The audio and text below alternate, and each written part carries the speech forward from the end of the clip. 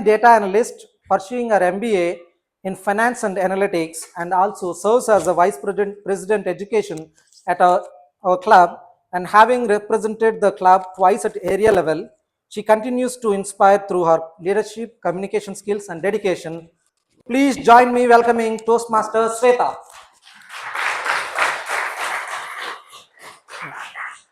Toastmaster Sweta, please confirm you wear mics. Yeah. Hello, am I audible and am I visible? Toastmaster Sweta, invisible line, Toastmaster Sweta. All the best. Did you all see this frame? Yes. Do it now, not tomorrow. How many of you people actually follow it? I want to, but. So, the people who won't follow, there's a question for you.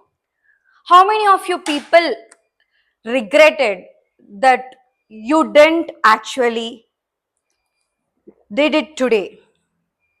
How many of you people actually regretted? Sometimes. Well, me too. Because failure may teach us the lessons and it lasts for few days. But when it comes to regret, it keeps reminding you that you didn't try, you didn't try, you didn't try. It haunts you like a haunted voice, you know. What I believe is the biggest thief of our dreams is the hesitation. Well, this hesitation had been a greatest friend over the years. It all started when I was in my school. I loved dancing, at least in my imagination. Well, the reality had a completely different story. Then I courageously, confidently, I went to my dance teacher and I asked, I'll dance. Same reaction. I'll dance. He said, okay. Music started. 1, 2, 3. Music had a different rhythm. Everyone was laughing. And if I come to my body movements, it had a completely different choreography. Everyone was laughing at me. Imagine, a baby fitting into an oversized shoes, balancing the legs. Have you ever seen? Then definitely you have witnessed my performance. Everyone was laughing at me. I felt very miserable. I felt like my confidence packed its bags and it left from there.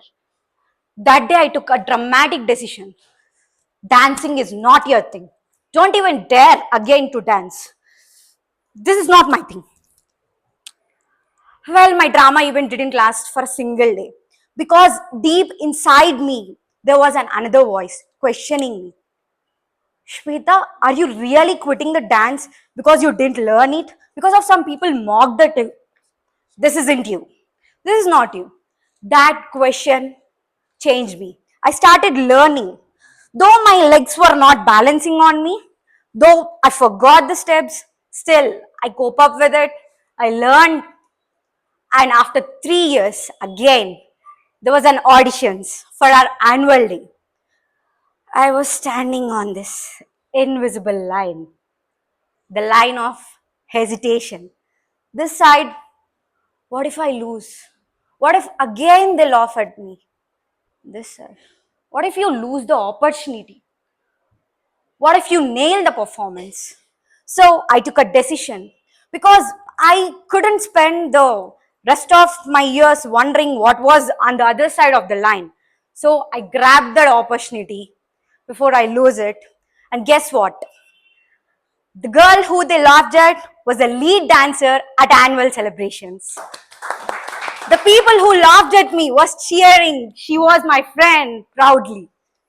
That applause didn't come with a single performance. It built over 3 years of choosing courage over comfort. So, it has been a nice story, right? Now, let me ask you another question. Have you ever dreamed of having your own concert in your life? Right? Even I too had that. So, I completed my school. I came to my graduation days. There was an open mic conducting in our university. Every day I used to go there, but I was standing behind this invisible line, just thinking, tomorrow I'll participate. Tomorrow I'll definitely sing there.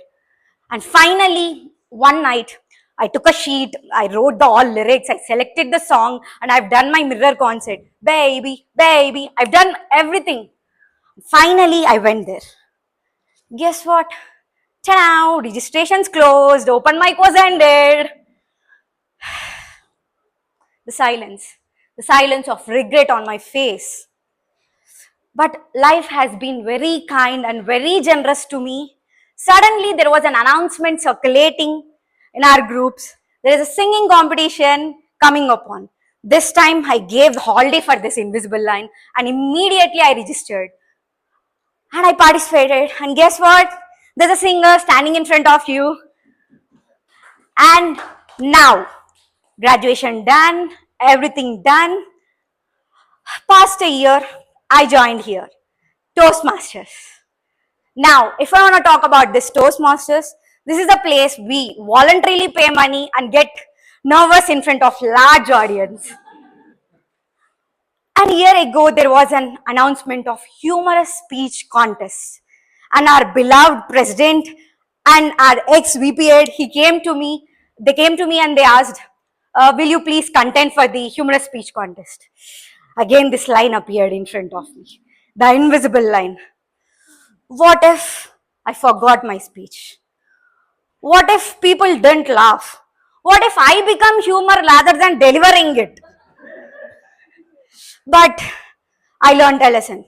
Second chances were always a blessing, but taking it for granted, it's a biggest mistake. So I grabbed this opportunity, and guess what? I'm an area level contender for the humorous speech contest. Did I win? Absolutely no. But I defeated the greatest than the contest, which is the invisible line of hesitation. This lessons I've carried whole my professional journey to. Year ago, I switched my career into data analytics. On the day one, trust me and SQL looked at me, I looked at SQL, no idea, confused. It is saying, who are you, bro? But then came my first interview, which I had attempted just a few weeks ago. I've attempted it. Did I got selected? What do you think? Absolutely no. But yes, at least I tried. I came back with a great experience. So, with that, Toastmasters, presenting you, Shweta, a dancer, a singer, a public speaker, and the great aspiring data analyst. So, if you had a chance to grab anything, just grab it. Because whether it is agriculture, whether it is on finance, just you have to invest it. Without investment, you won't get any returns. Just waiting for the perfect season or waiting for the perfect market. So, I let the stage to grab the opportunity for the TM body. Let me welcome Toastmaster Gokul. Gokul, stage is yours. Yes. Just a second.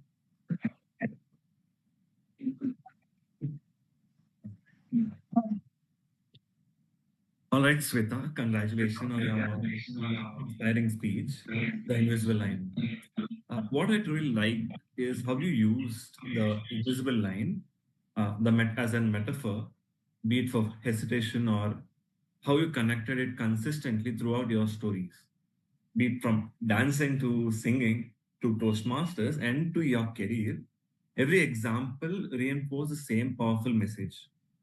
And the one of the biggest strengths was, of course, your storytelling, the dance story, especially the comparison between yourself and to baby wearing oversized shoes, definitely was vivid.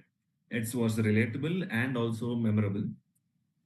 You engaged the audience really well by asking questions at the beginning itself, hence making us reflect on our own invisible lines. And one suggestion is that you have to improve your pacing and vocal variety. Of course, your body language was wonderful, but a small vocal variety change and the pacing, and also a bit of grammatical mistakes here and there. Definitely, you can. I would say how I improved my grammatical is by watching a lot of English movies, and that's how I improved my English. I don't know, it might help you or may not, but still give it a shot. And also, one more thing is slowing down your emotional moments and also add a few pauses, and that would make your storytelling even more impactful.